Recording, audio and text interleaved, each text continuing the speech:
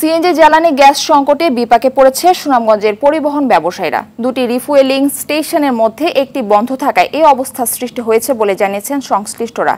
স্থানীয় gas transmission ও distribution কর্মকর্তা জানান, বকেয়া পরিশোধ হলে গ্যাস সরবরাহ স্বাভাবিক হবে।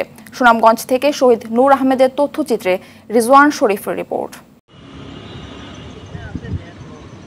সুনামগঞ্জ জেলা শহরে রয়েছে দুটি কম্প্রেস ন্যাচারাল গ্যাস, সংক্ষেপে সিএনজি রিফুয়েলিং স্টেশন।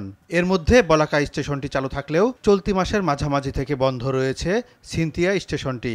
ফলে গ্যাস সংকটের কারণে বিপাকে পড়েছেন পরিবহন ব্যবসায়ীরা।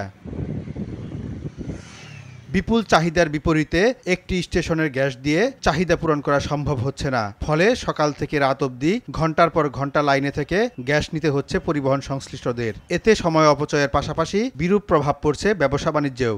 সিরিয়ালে গিয়া পৌঁছিতে আমরা খাঞ্জ হয়ে যাব, পরবর্তীতে গিয়া গাড়ি চালাই 2 টাকা ইনকাম করতো, এই পরিস্থিতি নাই। আমরা এমন এক দুর্ভাগ্য হয়ে পড়ছি, এই যে একটা পাম দিয়ে কোনো কিছু করতে পারেন না। এখন আমরা মালিক দিতাম কইতে গিয়া 500 টাকা রোজ, বাসা বাড়ি নিয়ে খাইতাম কিতা নিয়ে গাড়ি বন্ধ করে তো আর গ্যাস লই পরের দিন চালাই। 2 দিনে যদি একদিন গ্যাস লইলাম আর একদিন চালাইলাম তো আমরা তো বাচ্চা কাচ্চা বাইসে যেতেছে। সারাদিন জায়গা আমাদের গ্যাস করতে রুজি পাওয়া কোনো কথা হয় না। যাত্রীবাহীন যারা যাত্রী এরা অনেক কষ্ট ভোগান্তিতে পড়ে গেছে। যদি এই গ্যাসের লাইনটা খোলা হয়ে যেত আমরা লাগে সুবিধা হইতো। বকেয়া পরিশোধ সাপেক্ষে ফিলিং স্টেশনটি পুনরায় চালুর আশ্বাস দিলেন এই কর্মকর্তা।